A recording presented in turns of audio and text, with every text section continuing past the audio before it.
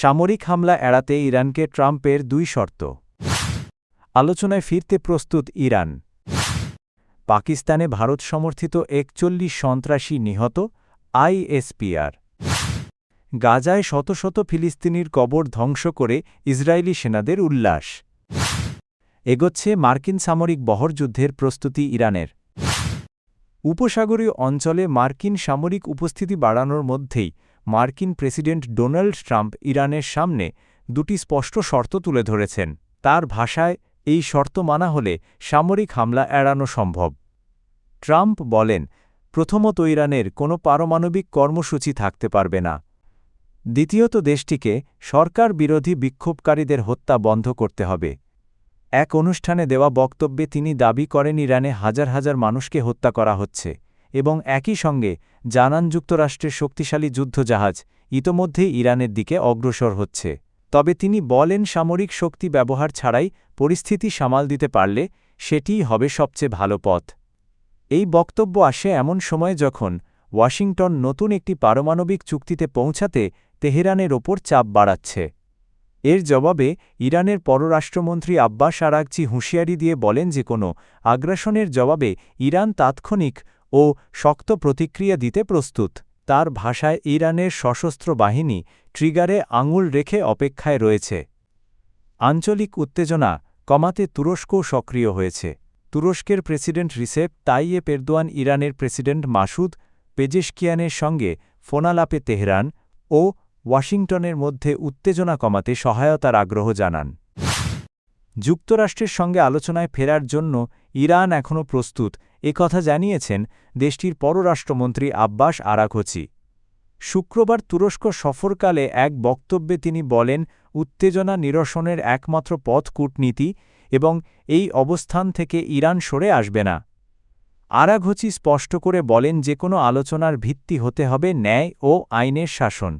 চাপ যতই বাড়ুক না কেন ইরান কূটনৈতিক প্রক্রিয়া ত্যাগ করবে না বলে তিনি জানান। তার ভাষায়, আমরা কখনোই কূটনীতি থেকে সরে যাব না। সংঘাত নয়, সংলাপই আমাদের পছন্দের পথ। যুক্তরাষ্ট্র ইরান সম্পর্ক ঘিরে যখন আঞ্চলিক উত্তেজনা চরমে, ঠিক সেই সময় তুরস্কে অবস্থান করে এই বার্তা দিলেন ইরানের শীর্ষ কূটনীতিক। সব মিলিয়ে সামরিক হুমকির মধ্যেও কূটনীতির দরজা খোলা রাখতে চায় তেহরান, এটাই স্পষ্ট করলেন আব্বাস আরাঘচি। পাকিস্তানের বেলুচিস্তানে পৃথক ২টি গোয়েন্দাভিত্তিক অভিযানে ৪১ জনভারত সমর্থিত সন্ত্রাসী নিহত হয়েছে বলে জানিয়েছে পাকিস্তান সেনাবাহিনীর গণমাধ্যম শাখা আইএসপিআর। শুক্রবার এক বিবৃতিতে আইএসপিআর জানায়, নিহতরা ভারত সমর্থিত বলে দাবি করা সন্ত্রাসী সংগঠন ফিতানা আল খারিজ ও ফিতানা আল হিন্দুস্তান এর সঙ্গে যুক্ত ছিল। ২৯ জানুয়ারি বেলুচিস্তানের বিভিন্ন এলাকায় গোয়েন্দা তথ্যের ভিত্তিতে এসব অভিযান চালানো হয়। বিবৃতিতে বলা হয়, হরনাই জেলার উপকণ্ঠে চালানো অভিযানে তীব্র গোলাগুলির পর ৩০ জন সন্ত্রাসী নিহত হয়। সেখান থেকে বিপুল অস্ত্রগোলা বারুদ ও বিস্ফোরক উদ্ধার করে ধ্বংস করা হয়েছে। অন্যদিকে পাঞ্চগুড় জেলায় পরিচালিত আরেক অভিযানে ১১ জন সন্ত্রাসী নিহত হয়। আইএসপিআর জানায়, নিহতদের কাছ থেকে অস্ত্রের পাশাপাশি ২০২৫ সালের ১৫ই ডিসেম্বর সংঘটিত একটি ব্যাংক ডাকাতির লুটের অর্থ উদ্ধার করা হয়েছে। গাজায় একের পর এক ফিলিস্তিনি কবরস্থান ধ্বংস এবং মৃতদেহের প্রতি অবমাননা নিয়ে আন্তর্জাতিক নিন্দা বাড়লেও ইসরায়েলি বাহিনীর এ কার্যক্রম অব্যাহত রয়েছে। সম্প্রতি উত্তর গাজার একটি কবরস্থান থেকে এক ইসরায়েলি বন্দীর মরদেহ উদ্ধারের ঘটনাকেও সাধারণ সাফল্য বলে উল্লেখ করেছেন ইসরায়েলের প্রধানমন্ত্রী বেনিয়ামিন নেতানিয়াহু। ইসরায়েলি টেলিভিশনে প্রচারিত ফুটেজে দেখা যায় ওই কবরস্থানের ওপর দাঁড়িয়ে সেনারা গান গেয়ে উল্লাস করছে।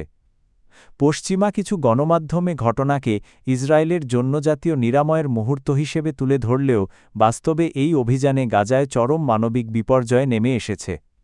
অভিযানের সময় কবরস্থানের আশপাশে ৪ জন ফিলিস্তিনি নিহত হন এবং শত শত কবর বুলডোজার দিয়ে গুঁড়িয়ে দেওয়া হয়।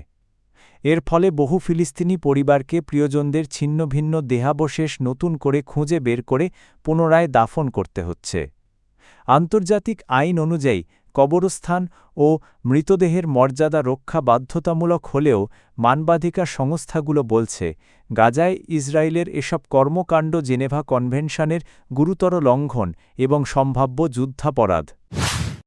যুক্তরাষ্ট্রের সম্ভাব্য সামরিক হামলার হুমকির মুখে যুদ্ধের জন্য পূর্ণ প্রস্তুতি নিচ্ছে ইরান। দেশটির রাজনৈতিক ও সামরিক নেতৃত্ব একদিকে প্রতিরক্ষা জোরদার করছে, অন্যদিকে সংঘাত এড়াতে আঞ্চলিক কূটনৈতিক তৎপরতাও বাড়াচ্ছে। আল জাজিরার প্রতিবেদনে বলা হয়েছে ইরানের পররাষ্ট্রমন্ত্রী আব্বাস আরাঘচি শুক্রবার তুরস্কে উচ্চ পর্যায়ের বৈঠকে অংশ নিচ্ছেন। পররাষ্ট্র মন্ত্রণালয়ের মুখপাত্র ইসমাইল বাঘাই জানান, প্রতিবেশী দেশগুলোর সঙ্গে সম্পর্ক জোরদার করাই এখন তেহরানের লক্ষ্য। এই কূটনৈতিক তৎপরতার মধ্যেই ইরানের কাছাকাছি জলসীমায় অবস্থান নিচ্ছে যুক্তরাষ্ট্রের বিশাল নৌবহর। এর নেতৃত্বে রয়েছে বিমানবাহী রণতরী ইউএসএস এব্রাহাম লিঙ্কন। ইরানের শীর্ষ কর্মকর্তারা জানিয়েছেন, আপাতত যুক্তরাষ্ট্রের সঙ্গে আলোচনার চেয়ে সামরিক প্রস্তুতি তাদের অগ্রাধিকার। আলোচক দলের জ্যেষ্ঠ সদস্য কাজেম ঘারিবাবাদি বলেন, আমাদের অগ্রাধিকার আলোচনা নয়, বরং 200% প্রস্তুতি নিয়ে দেশ রক্ষা করা। এরই মধ্যে ইরান জানিয়েছে তাদের সামরিক বহরে 1000 নতুন কৌশলগত ড্রোন যুক্ত হয়েছে। এসব ড্রোন স্থল, আকাশ ও সমুদ্রের লক্ষ্যবস্তুতে আঘাত হানতে সক্ষম।